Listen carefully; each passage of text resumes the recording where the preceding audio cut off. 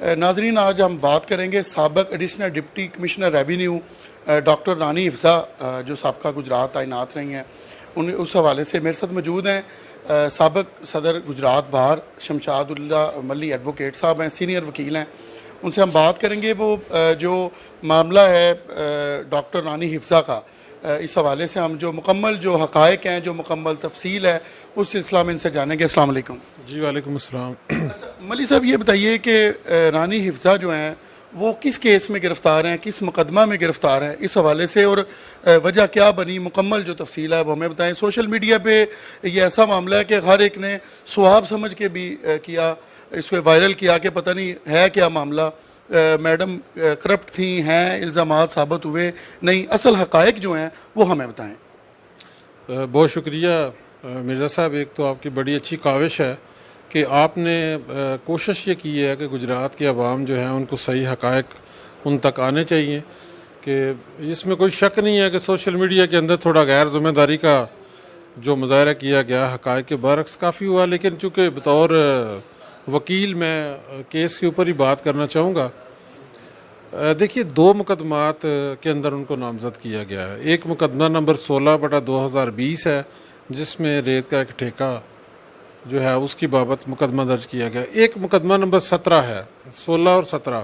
اچھا ملی صاحب یہ بتائیے کہ جو 16 نمبر مقدمہ ہے اس حوالے سے ہمیں بتائیے گا. پہلے تو 16 نمبر مقدمہ میں ایک ریت کا ٹھیکے کی بابت یہ بات کرتے ہیں. اس میں یہ کہتے ہیں جی انہوں نے ساز باز کر کے، تو ندیم اختر ملی صاحب کے حوالے سے کہتے ہیں ان کی فرم کو یہ انہوں نے ٹھیکہ دیا. پورا شہر جانتا ہے کہ پچھلے 30 سال سے کوئی بھی گورنمنٹ آئی ہے، چاہے دیکھیں پرویز مشرف کا مارشل لا ہے، پیپلز پارٹی کی گورنمنٹ آئی ہے، نون لیگ کی گورنمنٹ آئی ہے، چودھری برادران کی گورنمنٹ آئی ہے، فوج کی حکومت آئی ہے، ہمیشہ جو ٹیکنیکلی اور جن کے وسائل ہیں اس ریت کے ٹھیکہ والے سے، وہ ندیم اختر ملی صاحب پورے پنجاب میں ایک ممتاز حیثیت رکھتے ہیں. کیونکہ دریا کے اندر صرف آپ ٹھیکہ لے کے تو اس کو نہیں چلا سکتے نا، گورنمنٹ کو بھی فائدہ اس چیز کا ہے. ان کے وسائل، ان کی ٹیکنیکل ٹیم، ان کا انفراسٹرکچر اس لیول کے اوپر ہے کہ ہمیشہ وہ بڈنگ ون بھی کرتے ہیں، اور اپوزیشن میں بھی رہ کے ہمیشہ انہوں نے ون کیا. کیونکہ وہاں سے ریت کو نکالنا، اس کو ڈسپوز آف کرنا ایک بہت، یہ دیکھیں انہوں نے کیا کیا. انہوں نے ایک سیالکوٹ سے بندہ کھڑا کیا جس نے کہا جی کہ میں بڈنگ میں شامل ہونا چاہتا تھا اور بڈنگ میں مجھے شامل نہیں کیا گیا، اور اس دن مجھے بتایا نہیں گیا، اور اس میں جی ان نے ون سائیڈڈ بڈنگ کر کے تو ملی صاحب کو ٹھیکہ دے دیا. اب وہ جو بندہ سیالکوٹ والا ہے اس کی فرم اس بڈنگ میں لسٹڈ ہی نہیں ہے، اس نے ٹینڈر ہی نہیں ڈالا ہوا اس کے اندر. پہلی بات یہ ہے کہ اس کو تو یہ اختیار ہی حاصل نہیں ہے کہ اس بڈنگ کو چیلنج کرے. اگر اس کی فرم تھی تو جو بڈنگ کے اندر 8-10 فرمیں بڈنگ کے لیے آئیں، اس کے اندر اس کی لسٹ میں وہ بندہ شامل ہی نہیں ہے، اس کی فرم شامل ہی نہیں ہے. سب سے پہلی تو بددیانتی ان کی اس لحاظ سے بنتی ہے. جو اخبار اشتہار کے اندر انہوں نے ریزرو پرائس محکمہ معدنیات پنجاب نے جو اناؤنس کی ہے وہ 3,30,00,000 روپیہ منیمم میکسیمم رکھا ہے کہ جو 3,30,00,000 سے اوپر بولی دے گا، جتنی بھی دے گا وہ ون کر جائے گا. ملی صاحب نے 4.25 کروڑ روپے کا یہ بلاک ون کیا ہے. اس کی ساری ویڈیو بنی ہوئی ہے بڈنگ کی. اس کے اندر رانی حفصہ کنول جو ہے وہ آکشن کمیٹی میں ممبر ہیں، لیکن اس میں محکمہ معدنیات شامل ہے، محکمہ انوائرمنٹ ماحولیات کا بندہ شامل ہے، محکمہ جنگلات شامل ہے.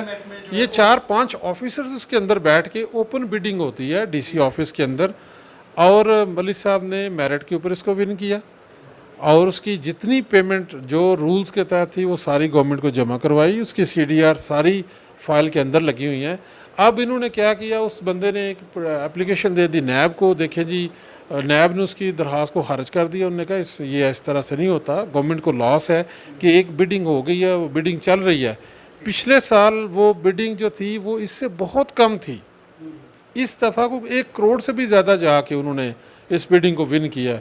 اور گجرات شہر سے یہ کم از کم بھی 35-40 کلومیٹر دور ایک بلاک ہے.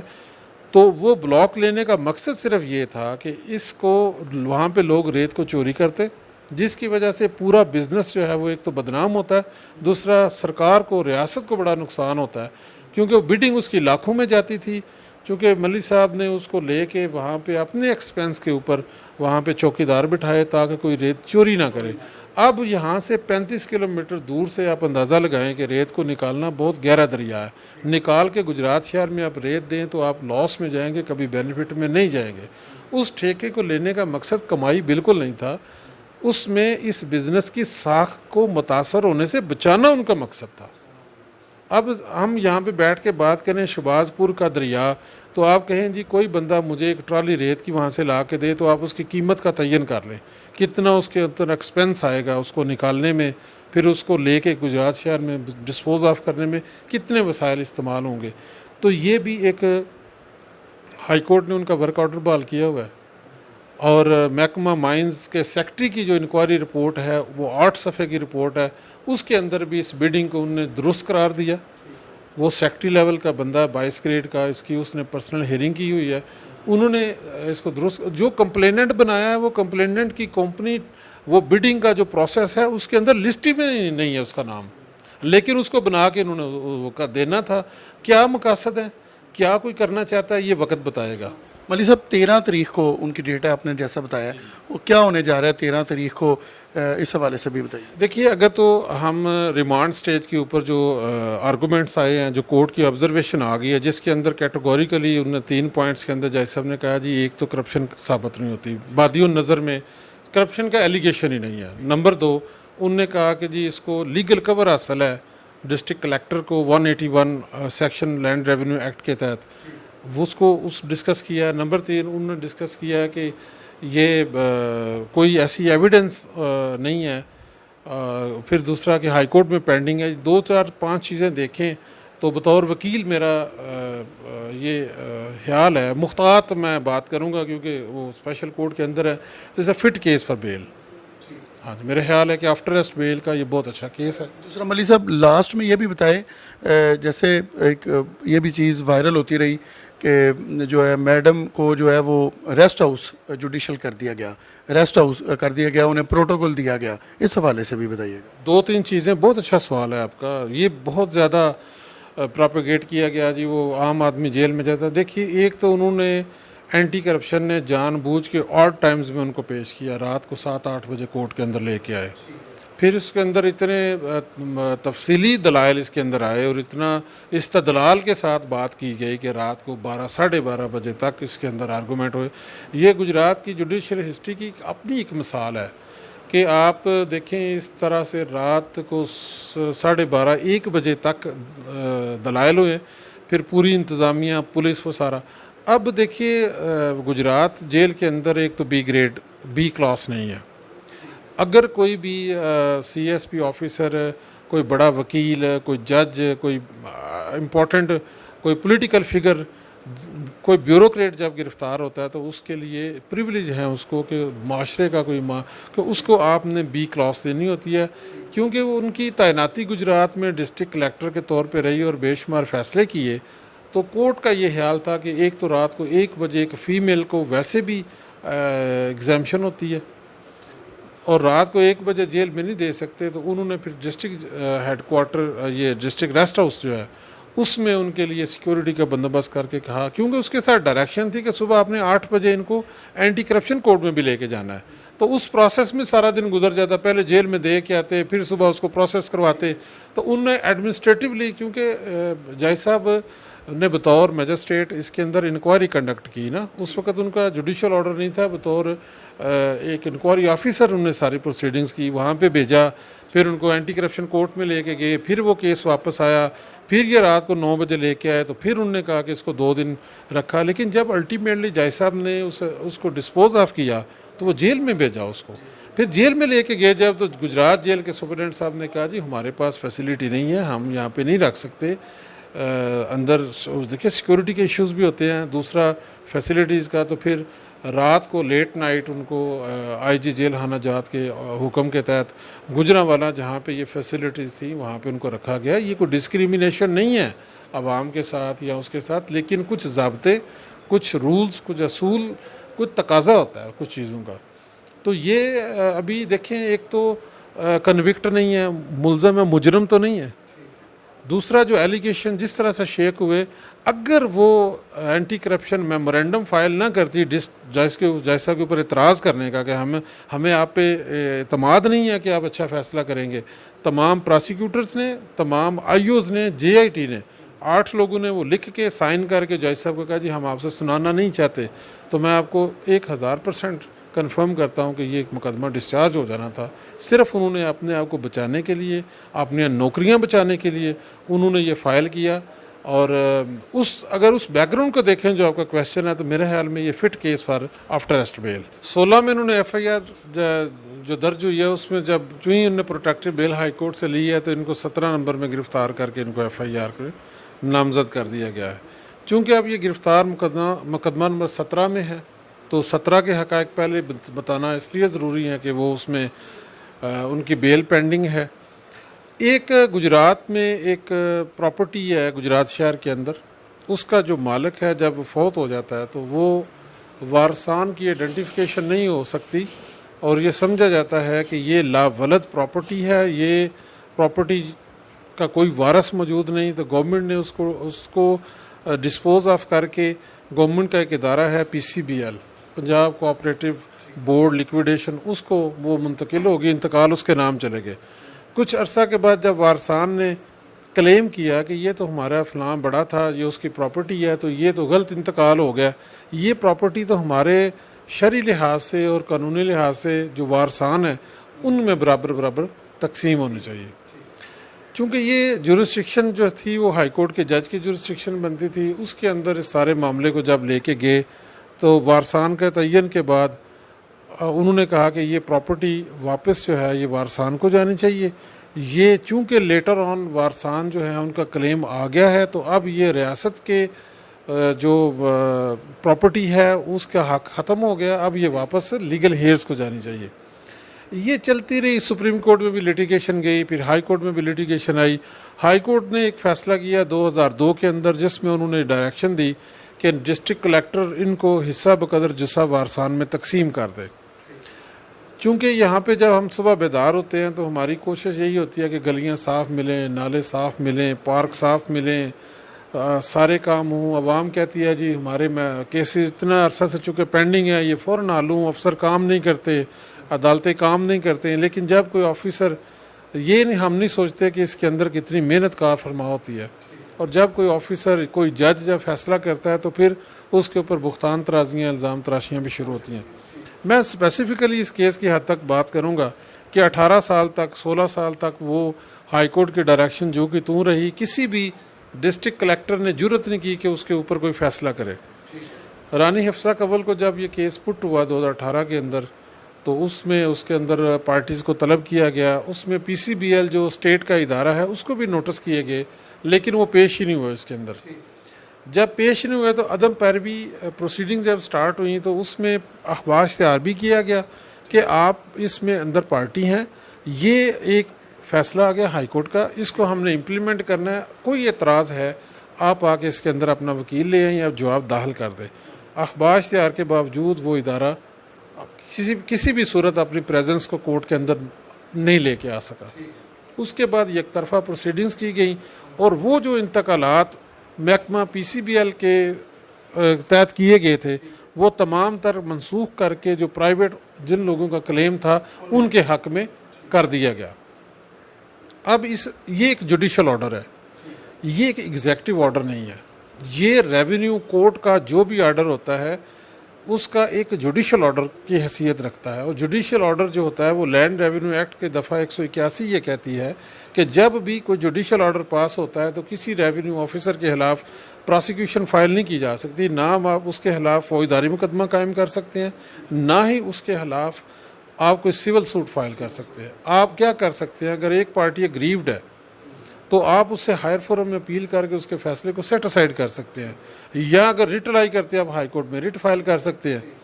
اب یہ محکمہ جب سویا رہا اور جب وہ انتقال ٹوٹ کے دوسری پارٹی کے نام گئے تو جو ہائی آفیشل لاہور میں بیٹھے تھے، جب انہوں نے ان کو ٹائٹ کیا، اب گجرات کے اندر ہم نے آپ کو تنخواہیں دے رہے ہیں، آپ کسٹوڈین ہیں اسٹیٹ پراپرٹی کے، ایک جوڈیشل آرڈر آ گیا، آپ نے اس کو کس تناظر میں لیا، آپ آج تک پیش ہی نہیں ہوئے۔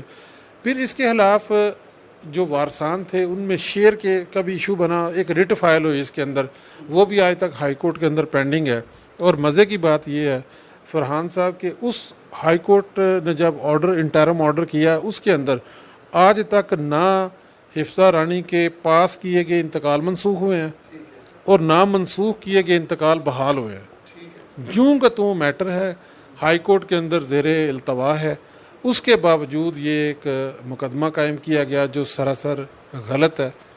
ہم کسی کی کرپشن کی بابت یہاں پہ بات نہیں کر رہے. بطور وکیل جو واقعات اس کیس کے میں بیان کر رہا ہوں, اس پوری ایف آئی آر کے اندر کوئی پیسے لینے کا ایلیگیشن نہیں ہے, اس کے اندر کوئی بھی بینیفٹ گین کرنے کا کلیکٹر کے اوپر الزام نہیں. صرف ایک ورڈ لکھا ہے کہ مس یوز آف اتھارٹی, کہ جورسڈکشن نہیں تھی, انہوں نے جورسڈکشن سے اپنے دائرہ کار سے باہر جا کے کیا. اس کا روزانہ عدالتوں کے اندر جب فیصلے ہوتے ہیں تو ہم ان کو چیلنج کرتے ہیں کہ ان جج صاحب کو یہ اختیار نہیں تھا, انہوں نے اپنے اختیارات سے دائرے سے باہر جا کے فیصلہ کیا, تو ہائر فورم اس کو یا تو ریمانڈ کر دیتے ہیں یا اس فیصلے کو سیٹ اسائڈ کر سکتے ہیں. اس کا بھی یہی فیٹ تھی کہ اگر یہ سمجھتے تھے کہ ان کو اختیار نہیں تھا یہ ریٹ میں چلے گئے, لیکن فوجداری مقدمہ کسی صورت قائم نہیں کیا جا سکتا تھا. اب یہاں پہ جو مجسٹریٹ کورٹ میں جب ریمانڈ کے لیے یہ لے کے آئے تو میں نے اور جو ساتھی کونسل تھے ہم نے وہاں پہ لیگل جو اس کے بنتے تھے ہاسپٹل میں 7 روز کا جو ریمانڈ طلب کیا, اس کے اندر یہ آرگومنٹ آ گئے اور انہوں نے جج صاحب نے اپنی آبزرویشن دے دی کہ بالکل on the face of the F I R پیسے لینے کا کوئی کسی قسم کا ایلیگیشن نہیں, کوئی کرپشن ثابت نہیں ہوتی ہے, اور اینٹی کرپشن کی جو دفعات لگائی گئی ہیں اس ایف آئی آر کے اندر وہ کسی طور بھی قابل عمل نہیں. مس یوز آف اتھارٹی ہم نے کورٹ کو کہا کہ اس کی انٹرپریٹیشن یا تو ہائی کورٹ کرے گی یا ریونیو کورٹ کی جو اوپر والی اتھارٹیز ہیں وہ انٹرپریٹیشن کریں گی. یہ کوئی حوالدار یا تھانے دار اس کی انٹرپریٹیشن نہیں کرتا. یہ ایک جورسپروڈنس کا ایک ایسا لیگل کویسچن ہے جس کے اندر بہت ایک کمپریہنسو آرڈر کی ضرورت ہے. تو یہ ایلیگیشن ہے کہ اس کے اندر نہ تو پیسے لینے کا ایلیگیشن ہے, نہ ہی اس کے اندر کوئی بینیفٹ لینے کا ایلیگیشن ہے. صرف مس یوز آف اتھارٹی کا ورڈ لکھ کے تو اینٹی کرپشن کا مقدمہ درج کر دیا گیا. اس کے اندر آفٹر ارسٹ بیل کل کے لیے پینڈنگ ہے, 13 تاریخ کے لیے اسپیشل جج اینٹی کرپشن گجرانوالہ میں. تو وہاں پہ چونکہ یہ سب جوڈس میٹر ہے, اس سے اوپر میں اس کے اوپر فی الحال تبصرہ میرٹ پہ نہیں کر سکتا. آنے والے وقت میں آپ کیا سمجھتے ہیں, اب کیا ہونے جا رہا ہے, اس حوالے سے بھی بتائیے. دوسرا ملی صاحب میں ایک اور اس میں پوچھنا چاہوں گا, ایک تو آنے والے جو کل جس طرح ڈیٹ آپ بتا رہے ہیں کہ اس میں متوقع کیا ہو سکتا ہے, اس حوالے سے بھی ہمیں جو کہ آپ ایک وکیل کی نظر سے بھی بتائیں. سیکنڈ یہ پوچھنا چاہوں گا کہ جو سوشل میڈیا پر کیس تو بیسکلی جو ہیں وہ آپ نے بتا دی ہیں, لیکن جو ڈاکٹر صاحبہ کے حوالے سے سوشل میڈیا پہ بڑی عجیب و غریب چل رہی ہیں اور اس کیس کے حوالے سے منسلک کیا جا رہا ہے, اس پر بھی تھوڑا سا بتائیے گا. دیکھیے ایک چیز بڑی امپورٹنٹ ہے, جو آپ ہیں یا باقی جو ہمارے صحافی بھائی ہیں, میرا بڑا ایک ذاتی اچھا تعلق ہے میڈیا کے ساتھ. بطور صدر بھی میرا پریس کلب سے بڑا اچھا, اور میڈیا پرسنل سے میرا بڑا ایک اچھا ان سے ذاتی تعلق رہا ہے. میں اس پہ زیادہ کمنٹ نہیں کروں گا, لیکن میں یہ بات آپ کی توسط سے یہ واضح کرنا چاہتا ہوں کہ گجرات کے ایک تو میں ان کا اسپوکس مین نہیں ہوں, وکیل ہوں. میں نے وہ بات کرنی ہے جو میرے سامنے فائل میں موجود ہے. اب ان کے جو دیگر معاملات ہیں وہ کارپوریشن کے ایڈمنسٹریٹر رہی ہیں یا ان کے دیگر جو انتظامی فیصلے ہیں, نہ تو میں ان کو ڈیفینڈ کر سکتا ہوں نہ ان کی کلیئرٹی. میں اسپوکس مین تو نہیں, میں تو وکیل ہوں ان کا. اس کیس میں 17 نمبر میں 16 نمبر میں دونوں میں اس کے اندر میں یہ بات بتا دوں کہ یہ جو سوشل میڈیا کے اوپر آتا رہا جی, وہ کیمروں کی بات ہوتی رہی یا جو بھی ہوگی کہیں بھی, لیکن اس کیس سے اس کا کوئی تعلق نہیں ہے. اس میں صرف allegation miss use of authority کا ہے.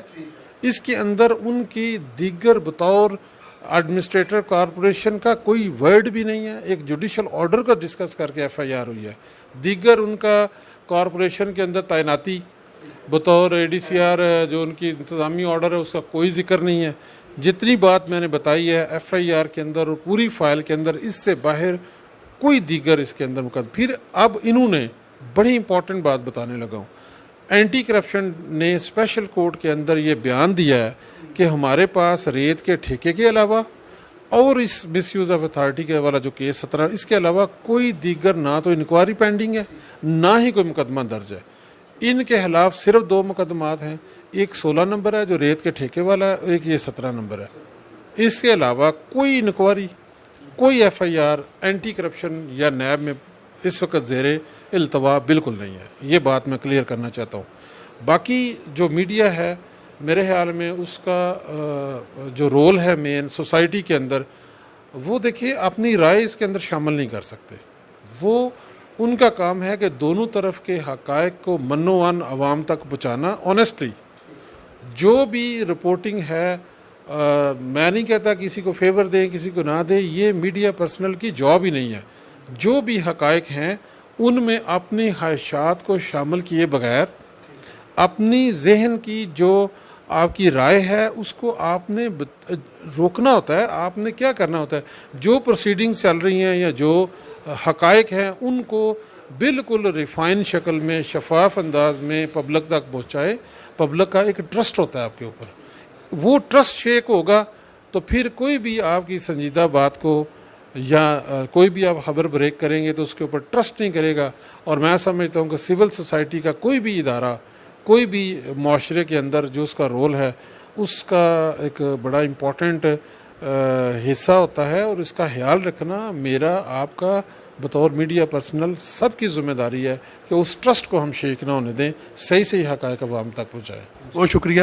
ملی صاحب نے اس کیس کے حوالے سے ہمیں مکمل جو حقائق ہیں اور آنے والے وقت میں کیا پاسبل ہے اس حوالے سے ہمیں بتایا.